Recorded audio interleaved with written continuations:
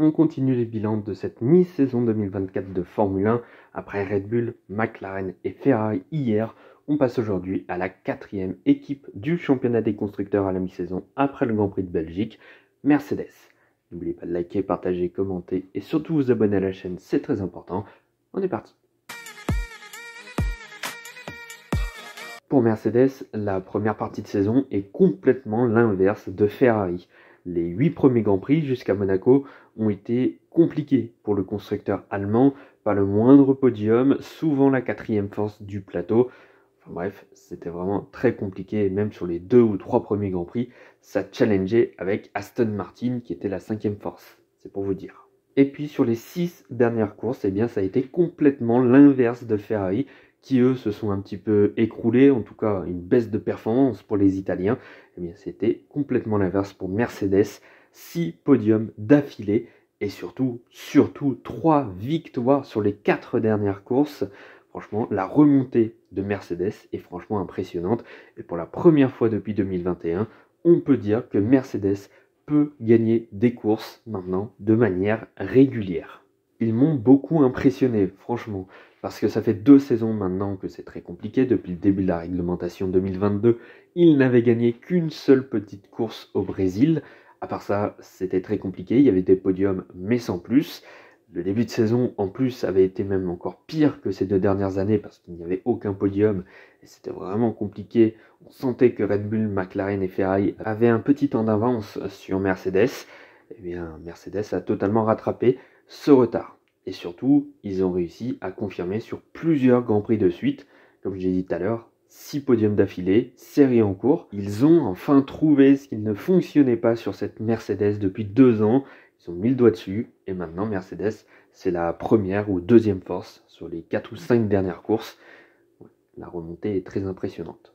Ce qui est surtout positif, eh bien, c'est que les performances sont régulières.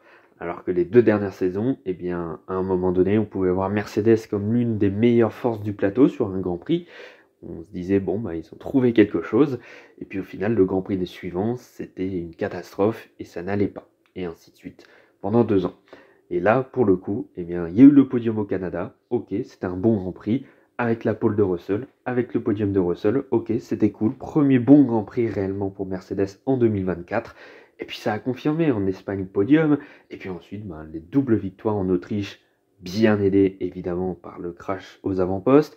Mais ensuite, en Grande-Bretagne, ils sont allés chercher la victoire complètement à la régulière. Le podium en Hongrie, c'était un peu plus compliqué, mais ils étaient encore là. Et puis la victoire en Belgique, où là, pour le coup, ils ont réellement maîtrisé cette course avec un doublé, bon, avec la disqualification de Russell qui ne fait pas doubler. Mais voilà, il faut dire que les Mercedes sont de retour dans le rang. Maintenant, ils ont accumulé trop de retard en début de saison pour pouvoir jouer un titre constructeur ou même jouer placé dans le championnat. S'ils reviennent déjà sur Ferrari, ce sera déjà pas mal parce qu'ils ont quand même quasiment 80 points, je crois 79 de retard sur Ferrari, ce qui est assez conséquent quand même. Alors, il reste encore un paquet de courses quand même, donc ils peuvent quand même remonter. Mais ça va pas être si facile que ça, surtout qu'en ce moment, en Formule 1, ça se joue par cycle, on a l'impression. Il y a un moment donné où une équipe va dominer, ou en tout cas être dans les premières équipes. Et puis à un moment donné, on ne la verra plus pendant quelques courses, avant de revenir possiblement. Ça a été le cas pour Ferrari, ça a même été le cas pour McLaren en début de saison, qui était un peu moins présente. Maintenant, elle est totalement présente. Pareil pour Red Bull, qui était dominatrice en début de saison, qui ne l'est plus du tout maintenant. Voilà, par cycle. Donc, on verra bien ce qu'offrira la seconde partie de saison, mais ça peut être très intéressant pour Mercedes. Du côté des pilotes, commençons avec Lewis Hamilton, qui a suivi le mouvement finalement de Mercedes. Lorsque la voiture n'était pas réellement performante, ça a été compliqué pour Lewis Hamilton, notamment en qualification, où il est quand même beaucoup dominé par George Russell quand même. C'était assez surprenant, mais Russell le domine réellement en qualification. En course, Lewis Hamilton fait parler son expérience une nouvelle fois, même si ça restait quand même très compliqué pour le Britannique. Et puis, depuis le Grand Prix d'Espagne, depuis donc 5 Grands Prix maintenant, ça va beaucoup mieux pour le pilote britannique qui fait une remontée au championnat. Il était 8e, je crois, à un moment donné, et maintenant il est 6e sur les talons de Sainz. Piastri, Leclerc même en 3e position n'est pas si loin que ça pour le Britannique. qu'il y a une réelle possibilité de faire un top 3 en fin de saison. En tout cas, sur cette première partie de saison, il a enchaîné 4 podiums sur les 5 dernières courses.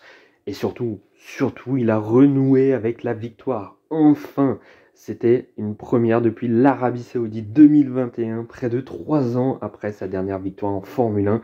Lewis Hamilton a retriomphé, et pas qu'une seule fois. Alors déjà, il a gagné en Grande-Bretagne à domicile pour retrouver le succès. Et il n'y a pas meilleure course, en tout cas pas meilleur endroit pour Lewis Hamilton pour renouer avec la victoire. Et puis il a récidivé en Belgique. Sur tapis vert, c'est sûr. Mais il faut dire que c'était quand même le pilote qui avait le mieux maîtrisé ce Grand Prix de Belgique. Il s'était juste fait un petit peu avoir par la stratégie de son coéquipier George Russell sur un arrêt. Bon, au final, il a été disqualifié. Du coup, c'est Hamilton qui a gagné. Voilà, 2 victoires en 2024. Franchement, c'était inespéré. Franchement, après le Grand Prix de Monaco, moi, je ne voyais absolument pas Lewis Hamilton gagner la moindre course, tout comme Mercedes. Et pourtant, Mercedes et Lewis Hamilton sont bien de retour aux avant-postes.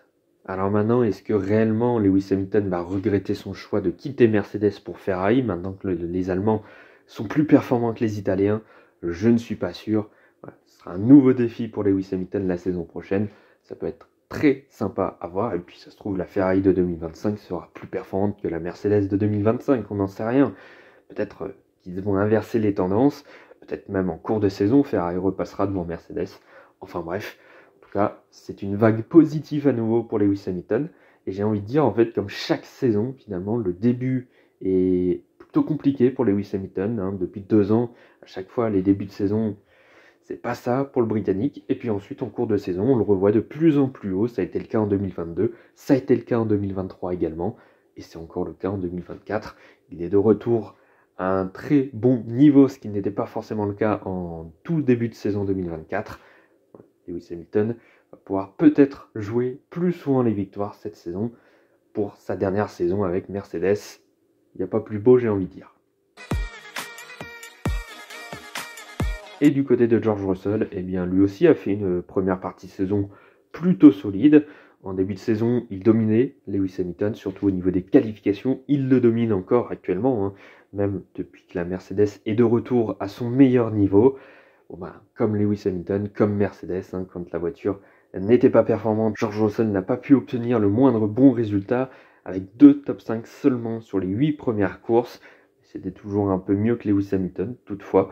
Et puis, bien, quand la machine s'est lancée du côté de chez Mercedes, bien, ça va beaucoup mieux, évidemment, pour l'autre Britannique de l'équipe. Avec l'Apollo Canada, avec le podium à la fin, 3e, il aurait pu la gagner, cette course. Bon, ça a été un petit peu plus compliqué, mais il aurait pu la gagner, franchement, je pense. Puis ensuite, il y a eu la victoire en Autriche. Lui aussi a renoué avec la victoire, sa 2e en carrière, après le Brésil en 2022, qui était la dernière victoire de Mercedes d'ailleurs en Formule 1, bien aidé évidemment par l'accident entre Norris et Verstappen, mais tout de même il était là, il était sur le podium de base. Bon, il a profité de l'accident pour prendre la victoire. Nouvelle pole en Grande-Bretagne, il aurait pu faire un très beau résultat, malheureusement sa voiture l'a lâché. Un petit peu dommage parce qu'il aurait pu faire un très beau résultat et sûrement un podium même. Bon, ensuite ça a été un peu plus compliqué en Hongrie.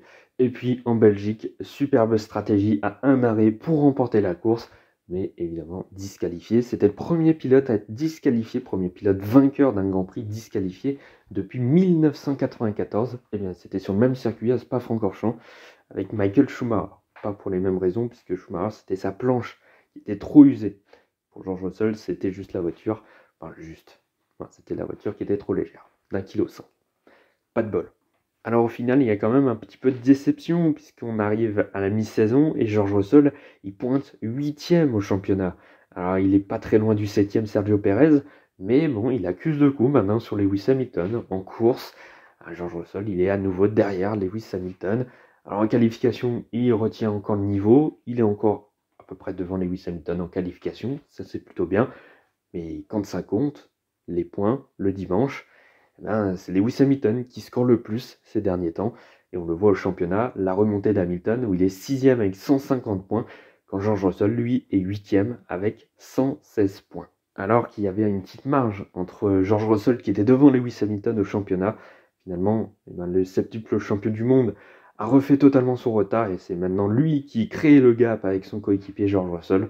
Bon, depuis que la Mercedes est beaucoup plus performante, George Russell est toujours là, hein, il est bien placé, mais voilà, maintenant c'est Lewis Hamilton qui a repris la main en tant que leader de cette équipe Mercedes. Alors pourtant, Russell devrait se montrer encore plus maintenant parce qu'il va devenir le leader de l'équipe la saison prochaine. Un petit peu dommage là-dessus. La vitesse pure, il l'a, il n'y a pas de souci, mais il y a encore quelques petits trucs à régler pour George Russell pour réellement faire partie des meilleurs pilotes de cette saison. Ouais, il est dans le groupe de tête, il est plutôt bon, quand même très bon cette saison, mais il manque encore quelques petits trucs pour être encore meilleur. Et c'est pour ça que je ne dirais pas que la saison pour le moment de George Russell est très bonne, mais simplement bonne. J'en attendrai en tout cas peut-être un petit peu plus de George Russell en seconde partie de saison. Pas énormément plus parce qu'il est quand même dans les bonnes positions, mais voilà, comme je dis, il manque peut-être encore un petit truc pour George Russell. Voilà, c'est la fin de ce bilan sur Mercedes. Demain, on attaque Aston Martin, 5e au championnat des constructeurs. N'oubliez pas de liker, partager, commenter et surtout vous abonner à la chaîne, c'est très important. Et nous, on se dit à demain.